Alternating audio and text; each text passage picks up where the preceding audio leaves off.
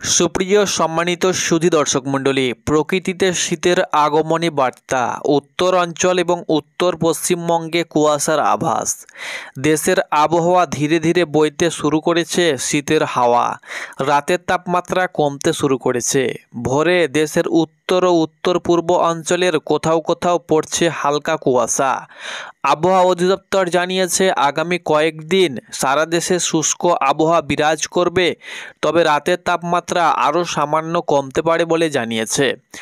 সেই সঙ্গে সঙ্গে আগামী কয়েকদিন চট্টগ্রাম বিভাগের কিছু কিছু জায়গায় হালকা থেকে মাঝারি বিক্ষিপ্ত বৃষ্টি হবার সম্ভাবনা রয়েছে। মৌসুমের স্বাভাবিক লঘুচাপ দক্ষিণ বঙ্গোপসাগরে অবস্থান করার কারণে চট্টগ্রাম বিভাগের কিছু কিছু জায়গায় বৃষ্টিপাতের আভাস দিয়েছে। অন্যদিকে পশ্চিমবঙ্গ, আসাম ও ত্রিপুরার আবহাওয়া পরিস্থিতি কেমন থাকবে নিয়ে চলে এলাম 8 নভেম্বর রোজ শনিবারের আবহাওয়ার পূর্বাভাস।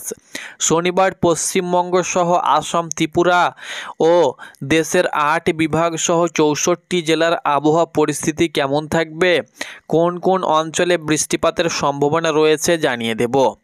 অন্যদিকে আবারও বঙ্গোপসাগরে তৈরি হয়ে গিয়েছে ভয়াবহ লঘুচাপ, যেটা আবারও কিন্তু ঘূর্ণিঝড়ের সম্ভাবনা রয়েছে এই মাসেই। তো তারও কিন্তু আপডেট আপনাদেরকে দিয়ে দেব। তো আপনারা যারা চাষি ভাই রয়েছেন, অবশ্যই আপনি ভিডিওটি শেষ পর্যন্ত মন দিয়ে শুনুন। কবে নাগাদ ঘূর্ণিঝড় আছড়ে পড়ার সম্ভাবনা রয়েছে সেটিও কিন্তু আপনাদেরকে বলে দেব। তবে বিভিন্ন ওয়েদার মডেল চিত্র কিন্তু ঘূর্ণিঝড়ের আভাস দিয়েছে।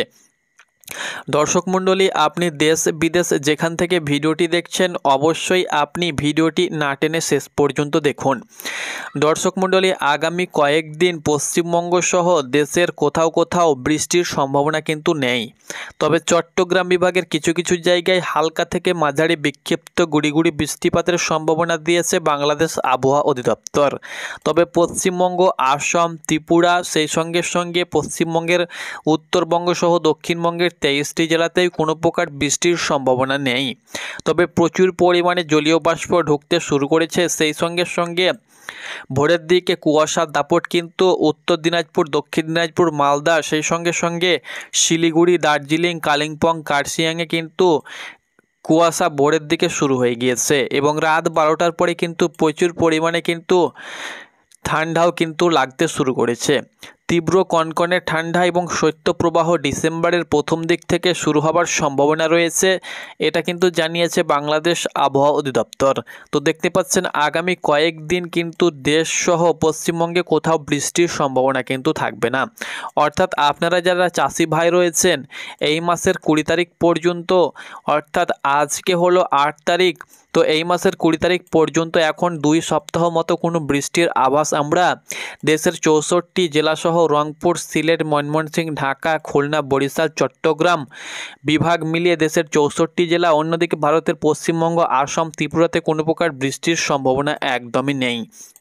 তো যারা চাষি ভাই রয়েছেন, আপনারা চাষের কাজগুলো খুব ভালোভাবে করতে পারেন। ধান কাটা, বিভিন্ন রকমের ফসল রোপণ, সেই সঙ্গে সঙ্গে বিভিন্ন রকমের বীজ রোপণ, বিভিন্ন রকমের সবজি রোপণ থেকে শুরু করে আপনারা কাজগুলো 20 তারিখ পর্যন্ত অনায়াসে করতে পারেন। তবে 20 তারিখের পর আবারও কিন্তু সাগরে একটা লঘুচাপের সম্ভাবনা রয়েছে, যেটা এই মাসের শেষের দিকে কিন্তু ঘূর্ণিঝড়ের রূপ নিতে পারে। তবে এটা কিন্তু ECMW আবহাওয়া চিত্র বলছে। তবে আবহাওয়া যেহেতু পরিবর্তনশীল, প্রত্যেক দিন আপডেট পেতে অবশ্যই আমাদের চ্যানেলে চোখ রাখুন। আপনারা অনস্ক্রিন এখন দেখতে পাচ্ছেন যে দেখতে পাচ্ছেন বঙ্গোপসাগরের যে চত্বর, সেটা কিন্তু এখন আপাতত পরিষ্কার রয়েছে, কোনো প্রকার কিন্তু লঘুচাপ নেই। বঙ্গোপসাগর সহ আরব সাগরে সহ ভারত মহাসাগরে কোনো প্রকার কিন্তু লঘুচাপ বিস্তার করছে না।